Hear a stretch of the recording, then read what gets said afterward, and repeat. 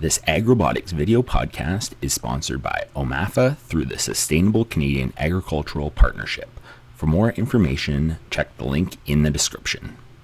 Okay, so what I'd like to talk to you a little about today is some of the initiatives that we have going on at Wageningen University of Research in the area of vision and robotics, introduce the vision and robotics team a bit, and then talk specifically about one of the big programs that I'm involved on, which is the NXTGEN Hightech Agrifood. And Wageningen at a glance, Wageningen University and Research. We're located in the Netherlands, but we do projects all over the world. We have about 6,700 employees. Here you can see that, 50-50 male, female, but also something interesting about Wageningen is we are both a research institute and a university. And you can see that we have about equal number of employees on the research side and on the university side. And the university, that's dedicated to educational activities like bachelor's, master's, PhD programs. And then our research institutes are dedicated to applied research. And that's where I work. I work in the Research Institute, one of them. Actually, this little green building here, that's our plant research is centered there. So that's where I'm sitting, but not calling from today because I'm working from the home office. And Wageningen, in the agricultural world, has quite a track record. So, zooming in on that, we have a number of departments. We have the university, we have the research institute, and then we have a vision and robotics team, which actually works across all of the institutes. Our program manager is Eric Peckeriet. He is responsible for developing and promoting our strategy on vision and robotics. And we work in greenhouse technology, field technology, and also post-harvest production, but also marine. So we've got quite a scope there. And we really try to bring together these teams. The theme that binds us all is our interest and specialties in computer vision, robotics, artificial intelligence, spectral imaging. We have about 45 members of our team. And this way, because we have this common ground of vision and robotics, we can interact with one another on that level and then bring it back to our own areas of specialty. So whether it be field robotics, post-harvest, fisheries, etc. And then we're literally powered by Wageningen University and Research. So not only are we literally spread over all of the groups, here you can see we've got, the different groups that we're interested in. So agri-food and technology, animal sciences, environmental science, plant science, social science, but we're also spread all over the campus, which really means that, we come together at certain moments, but we also then go back to our groups and bring our knowledge and share our knowledge across across the university and research. I'd like to just tell a little bit about two of our experts in the team. We have 45. I can't introduce all of them to you, but I'd like to just introduce two names that you might see coming by if we do have opportunity to collaborate with one another. My colleague Art Neuenhausen, he's one of our senior researchers in precision agriculture, machine vision, and robotics. I work actually in the same department as him, and here you can see he's out there, working on some of his favorite outdoor robots. And then another colleague of mine is Jochen Hemming, and he's involved in orchards research. He does quite a lot of work in apple harvesting robots, trimming, also working in the greenhouses themselves, specializing in computer visions. And some of the projects that I'm going to be telling you about today, that's where, Art and Jochen are heavily involved in their role as experts. And then my role is more coordinating because I'm a project manager. All right.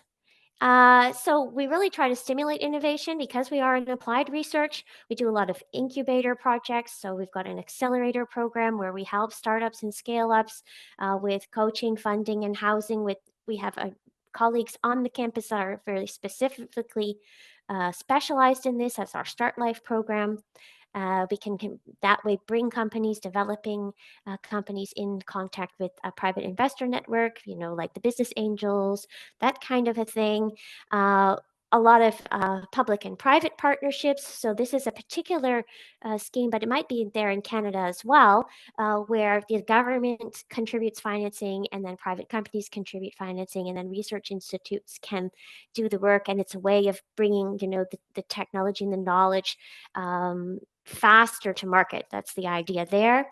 We also have testing and validation facilities.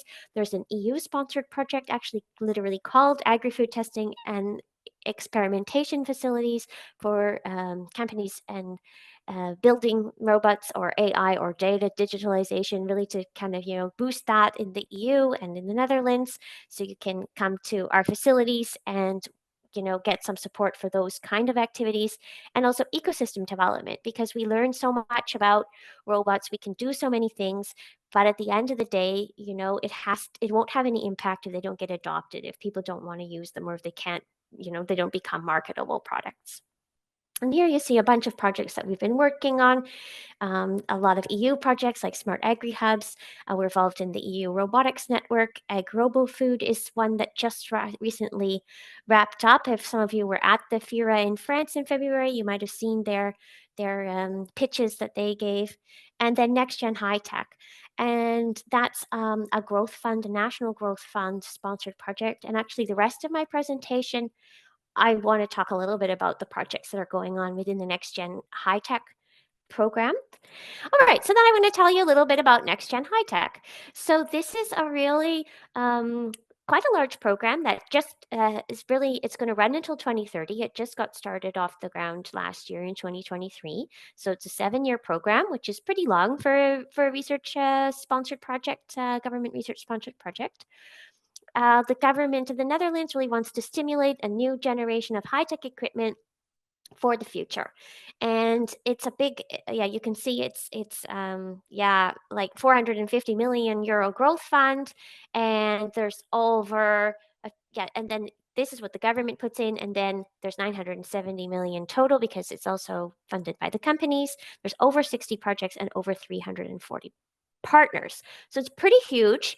There's 6 sectors where we're involved, and one of them is hands-free agri-food. And so that's what I'm going to tell you more about today, is really the hands-free agri-food initiative. So within hands-free agri-food, we have 3 sectors where we're working. The first is open field dairy and orchards. So everything that sort of kind of happens outdoors in agriculture. Then we have horticulture in greenhouses, and then we have hands-free food processing. And there's 17 projects altogether. And then there's an 18th project, which conveniently is called number 19, which is about the ecosystem. But that was what I was talking about earlier. So getting these robots developed is one aspect. That's the technological aspect, but making sure that the market is ready to receive them and the users, are really developing the things that the end users want. That's another aspect. And that's what we try to take care of in the ecosystem project, working together with all the 17 projects. And that's actually where I'm involved in this area. I'm very much involved in the ecosystem project, bringing all these players together. And my colleagues like Art and Jochen, they're more involved as experts on the outdoor robot projects.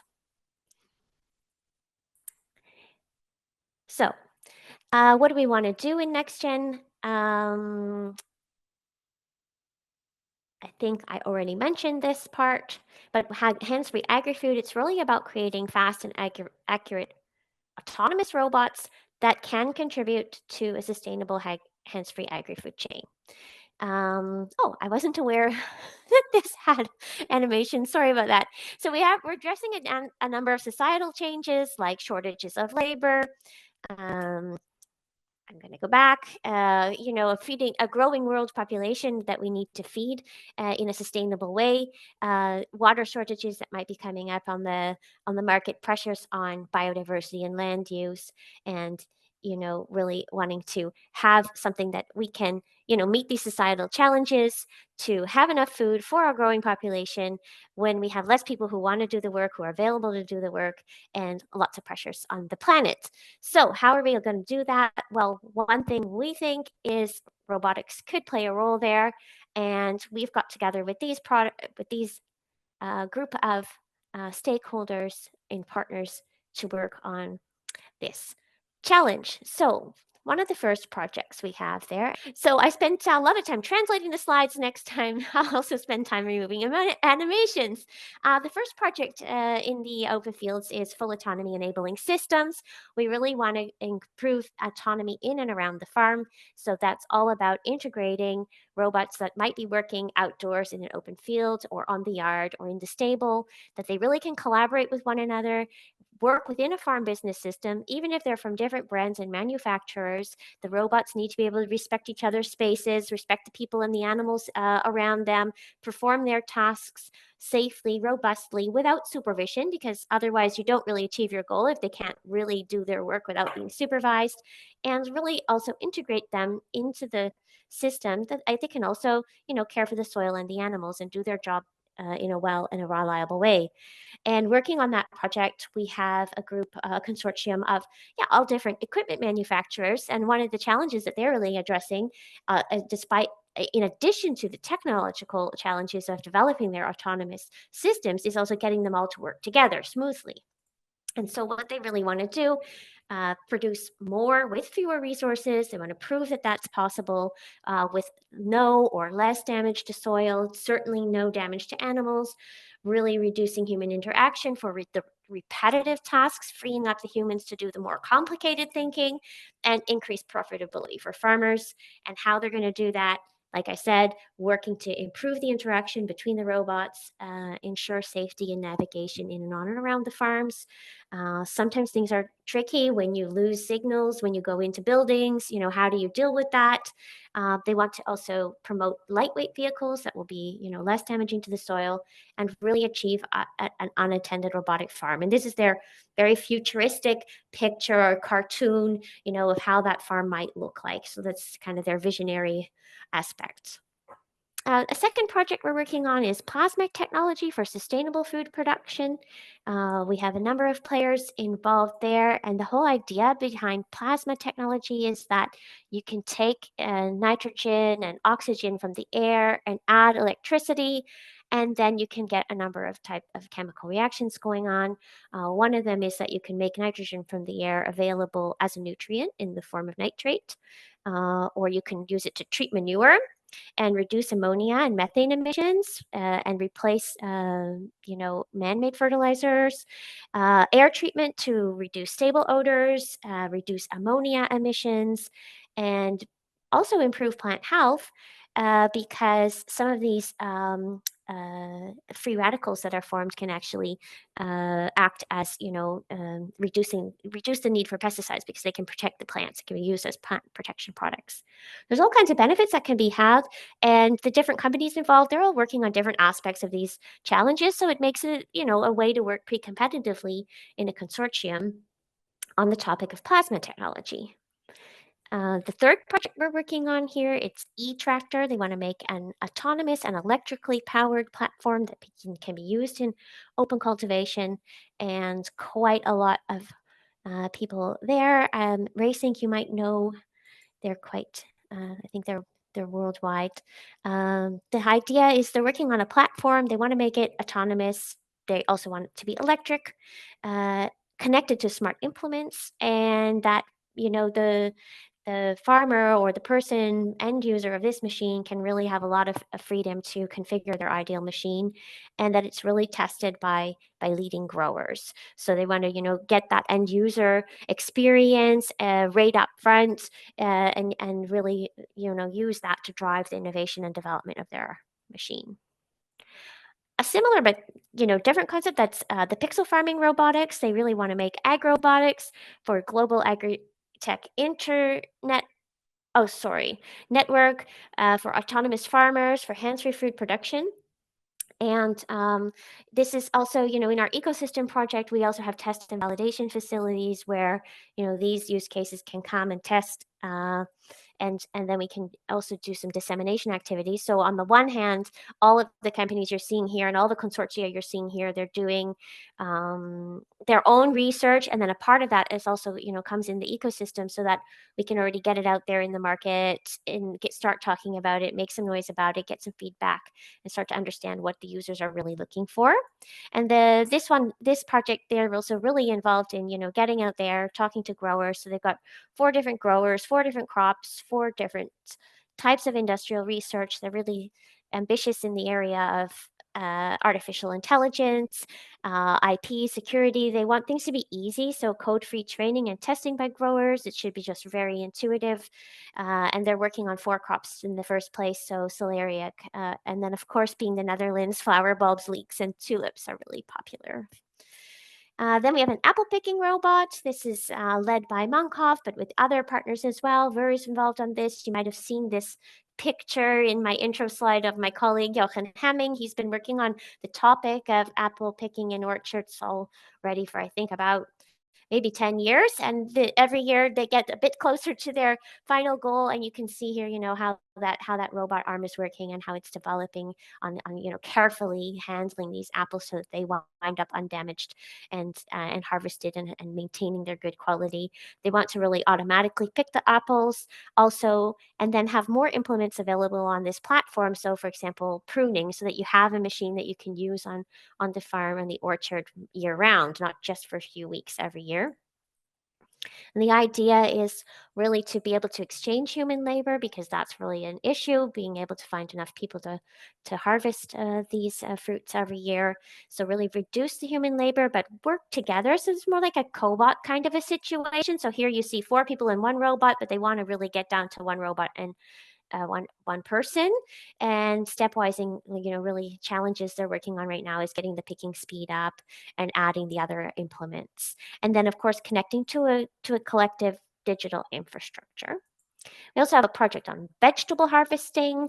We're looking here at broccoli and peas, and I think I'll just show really also again going for increasing the autonomy here, and really addressing some of those challenges that we're coming across in the vegetables areas, which are reducing losses in the harvesting, smart control of the harvesters, and connecting to this collective digital infrastructure, because this data is becoming very huge. It's going to be a very important part of the success, and I guess in a way the future of this kind of new way of working. And so, we've spent a lot of time maybe over the last decades or maybe even last century on automation, we're going to be looking more and more towards autonomy, and having good quality data is going to be part of that. Another project really working on data side of things is hands-free orchards. So we saw the harvesting robot or the pruning robot, and this project is really complementary to that, because they also want to have this autonomous management of the orchards, so that you can really, combine all the information from your sensors, that you can analyze that, you can use that information as input into models for growth or pruning or whatever needs to happen, can give some real advice to the maybe the driver. You could still have, it doesn't have to be fully autonomous, but then it has to be able to execute these tasks. And then on the topic of data, because you've heard me mention it a couple of times, so you can see how these projects and in consortia are all interacting with one another. We have the Dutch Data Line project. I guess it's called Holland Data Line. And this is really about also empowering the farmers, making a data hub and being really clear about when is it proprietary data, and how do you, maintain access to your data. Even if you change equipment, change brands, change servers, change providers, all those kinds of things, your data should still be portable. There's legislation coming out about that, and we need to be very aware of it. And we really it's really about being able to own the data and control the data, and all these aspects of storing, sharing, using. And there's a number of pilots that are going to be running over the next, I guess, almost 7 years. This one's in Dutch, sorry about that. And then a final one, kind of fun one, I guess, because We're looking at this project here. They're looking at the possibility of using towers for monitoring crops. They have multi and hyperspectral cameras, and their ultimate ambition is to really have time-lapse videos for better agronomic measurements or managements. So really knowing about the soil conditions, being able to constantly monitor that. So not having to wait for the satellite to come by and then, that's a cloudy day and then you miss data, but actually to be able to have a continuous monitoring and give really good advice about things like irrigation or fertilization or other types of activities that can happen. And well, their test pilot case is to do this on football fields because this grass is very well defined. So it's a good test case for the system. And then their ultimate goal is to translate that to precision agriculture. But I say it's a bit of a fun one, especially if you're a football fan. And then we have the final project, which is the ecosystem, and kind of like the one to bind them all. We really want to make sure we want to boost the adoption of robotics and digitalization in the agri-food sector, and really accelerate the time to market for the innovations that are developed within the NXTGEN project. I talked to you about 9 of them. I think it was quite a lot of information. There's another 8 projects. Those are the projects that are in horticulture and food processing. And if you want to have any information about those, feel free to reach out and get in touch about this or any of the other projects. And maybe just to wrap it up, I would say go for agro and go for tech. And if you have any questions, reach out to me